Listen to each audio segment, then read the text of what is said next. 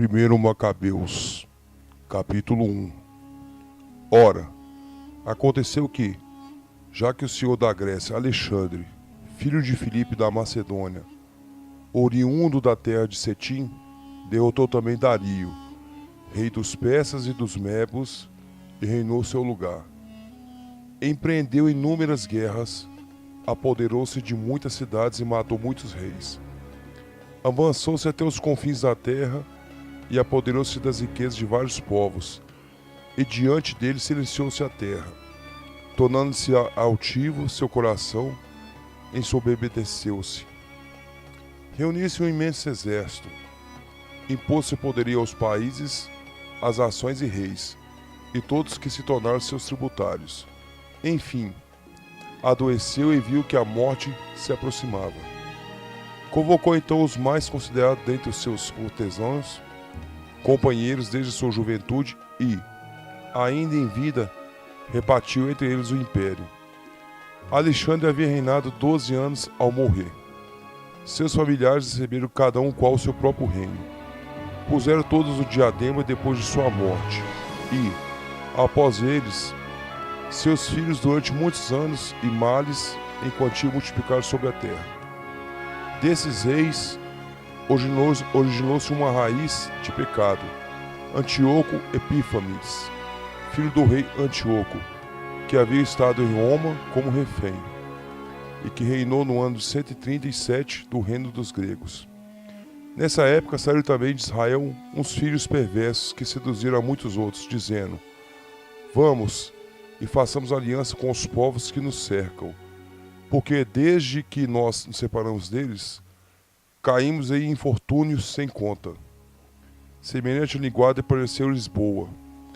E houve entre os povos quem se apressasse a ir ter com o rei, o qual concedeu a licença de adotarem os costumes pagãos. Edificaram em Jerusalém um ginásio como gentios. Dissimularam os sinais da circuncisão, afastando-se da aliança com Deus para se unirem aos estrangeiros e venderem ao pecado. Quando o seu rei lhe apareceu bem consolidado, concebeu Antíoco o desejo de possuir o Egito, a fim de reinar sobre 2 reinos. Entrou, pois, no Egito com um poderoso exército, com carros, elefantes, cavalos e uma numerosa esquadra. Investiu contra Ptolomeu, rei do Egito, o qual, tomando em pânico, fugiu. Foram muitos que sucumbiram sob seus golpes. Tornou-se ele senhor da fortaleza do Egito, e apoderou-se das riquezas do país. Após ter derrotado o Egito, pelo ano 143, regressou Antíoco e atacou Israel, subindo a Jerusalém com um forte exército.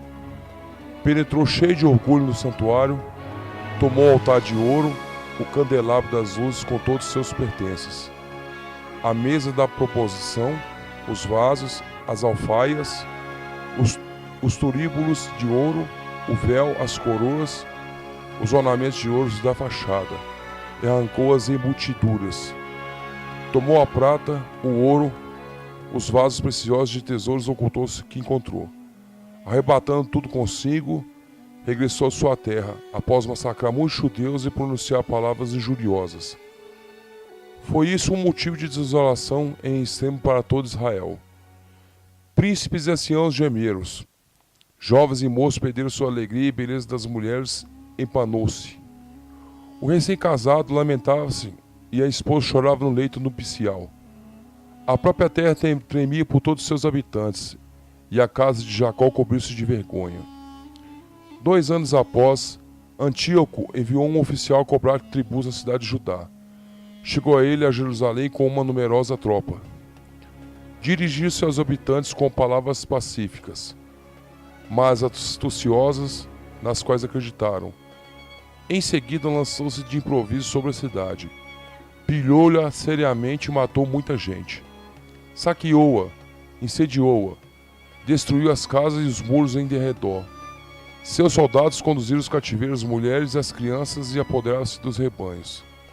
Cercaram a cidade de Davi com uma grande e sólida muralha, com possantes torres, tornando-se assim ela a sua fortaleza. Instalaram ali uma guarnição brutal de gente sem leis. fortificaram-se ali, e ajuntaram-se armas e provisões, reunindo todos os episódios dos saques de Jerusalém. Ali os acumularam, constituíram-se desse modo uma grande ameaça. Serviram de cilada para o templo, e um inimigo constantemente citado contra o povo de Israel, derramando sangue inocente ao redor do templo e profanando o santuário. Por causa deles, os habitantes de Jerusalém fugiram, e só ficaram lá os estrangeiros. Jerusalém tornou-se estranha de seus próprios filhos, e esses abandonaram. Seu templo ficou desolado como um deserto. Seus dias de festa se transformaram em dias de luto. Seus sábados em dias de vergonha, e sua glória em desonra. Quanto fora era honrada, agora foi desprezada, e a sua exaltação converteu-se em tormento. Então o rei Antíoco publicou para todo o reino de um edito, prescrevendo que todos os povos formassem um único povo e que abandonassem suas leis particulares. Todos os gentios se conformaram com essa ordem do rei, e muitos de Israel adotaram a sua religião, sacrificando-se aos ídolos, violando o sábado. Por intermédio de mensageiros, o rei enviou a Jerusalém e às cidades de Judá cartas prescrevendo que aceitassem os costumes dos outros povos da terra.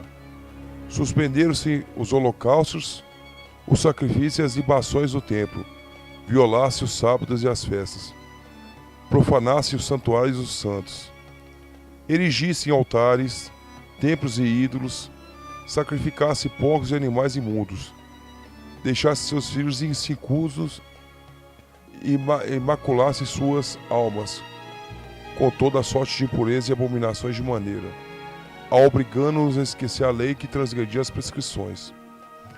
Todo aquele que não obedece à ordem do rei seria morto.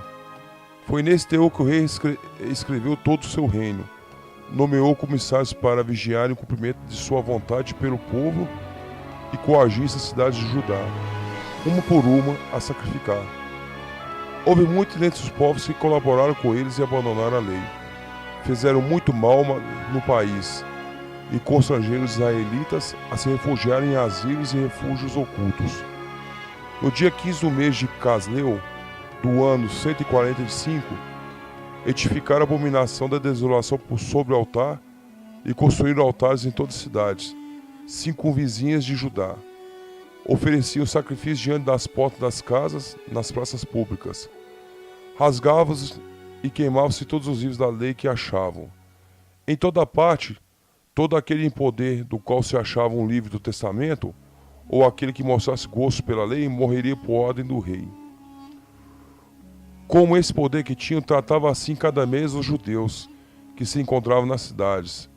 E no dia 25 do mês, sacrificavam-se no altar que sobressaía o altar do templo. As mulheres que levavam seus filhos a circuncidar eram mortos conforme a ordem do rei. Com os filhos suspensos a seus pescoços, massacrava-se também seus próximos e os que tinham feito a circuncidão. Numerosos foram os israelitas que tomaram a firme resolução de não comer nada que fosse impuro, e preferiam a morte antes que se manchar com alimentos. Não quiseram violar a santa lei que foram cruciados. Caiu assim sobre Israel uma imensa cólera.